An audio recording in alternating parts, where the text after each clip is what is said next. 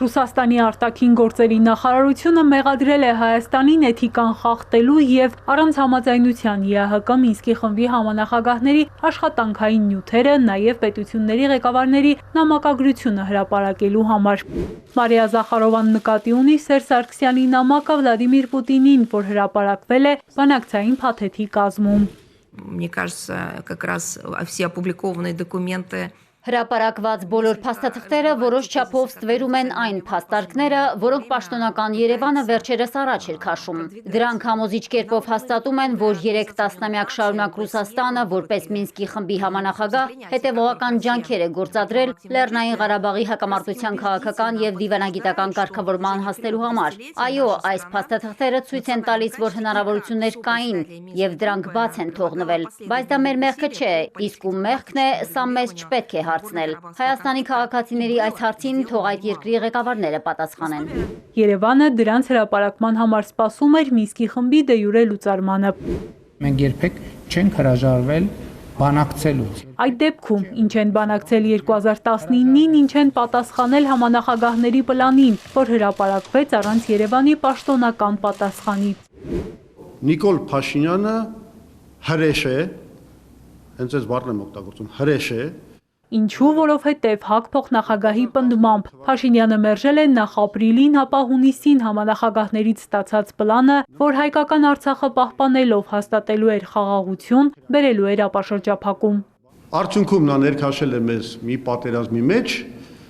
որում մենք ունեցանք և Արցախի ոչնչացումը և 5000 մեր զինվորների կյանքի կորուստը։ Ոչ թե կարգավորման պլան, այլ սեղմագիր է խնդրել ու ստացել 2019-ին, հրապարակումից հետո պնդել է Փաշինյանը։ Այդ փաստաթուղթը ներկայացվել է որպես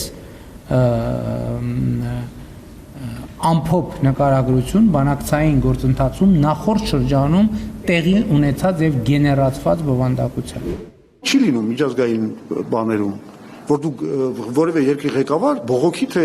փաստաթղթեր շատ են եղել, ես չեմ հասկացել, խնդրել եմ սեղմագիր, բան եւ այդ լեզուն միջազգային իրավունքը ու դիվանագիտությունը չի հասկանում։ Միջազգային իրավունքն ու դիվանագիտությունը հասկանում է մի բան. եղբայր ուզում ես բանակցել, արի բանակցի։ Ասա ինչ ես ուզում դնես կարգավորման հիմքում, մենք էլ քեզ առաջարկ անենք։ Իսկ առաջարկ արել են, Լևոն Զուրաբյանը բացատրում է։ Հրապարակված թղթով պարզվում է կարգավորման գործընթացը 2 հստակ փուլի է բաժանվել։ 5 շրջանի վերադարձ Ադրբեջանին այն դեպքում, երբ միջազգային խաղաղապահ ուժերը կտեղակայվեին այդ շրջանների երկայնքով շրջապատելով Արցախն ամբողջ պարագծով։ 5 շրջան մտնելու էր Ադրբեջանի բացառապես քաղաքացիական իշխանությունը։ Ոչ բանակ, ոչ ուժային կառույց տեղում չէր լինելու։ Խաղաղապահների կազմը որոշելու էին Երևանն ու Բաքուն փոխադարձ կոնսենսուսով։ Լինելու էր լիարժեք ապաշրջափակում։ Իսկ Արցախի համար սահմանվելու էր միջազգայնորեն լեգիտիմ միջանկյալ կարգավիճակ։ Ոչ միայն շարունակելու էին Լեռնային Ղարաբաղի Հանրապետության իշխանությունները գործել իրենց լիազորությունների լիարժեք եւ լիակատար ծավալով, այլ նաեւ այդ ծավալը իրենց լիազորությունների ճանաչվում էր միջազգային հանրության կողմից իդեմս Ֆրանսիայի, Միացյալ Նահանգների եւ Ռուսաստանի։ Բաքուն Լեռնային Ղարաբաղի դեմ ուժ չկիրառելու պարտավորություն էր ստանձնելու, շարունակում է Զուրաբյանը։ Հայաստանը ստանալու էր միջազգայնորեն ճանաչված իրավունք դառնալու անվտանգության երաշխավոր։ Հայաստանի հետ երաշխավոր էին դառնալու նաև համանախագահ երկրները, ՄԱԿ-ի անվտանգության խորհուրդը։ Երկրորդ փուլով բանակցելու էին չլուծված հարցերի մասին։ Եվ որոնք են այդ հարցերը։ Քելբաջարի եւ Լաչինի վերադարձ Հայաստանը Լեռնային Ղարաբաղին միացնող միջանցքի պահպանումով եւ Լեռնային Ղարաբաղի վերջնական կարգավիճակի սահմանումը ՄԱԿ-ի կամ ԵԱԿ-ի հովանու ներքո Լեռնային Ղարաբաղի բնակչության ազատ կամարտահայտման հիման վրա։ Այսինքն այս երկու նպատակը հռչակվում է, բայց դրանց իրականացման եւ քայլերի շուրջ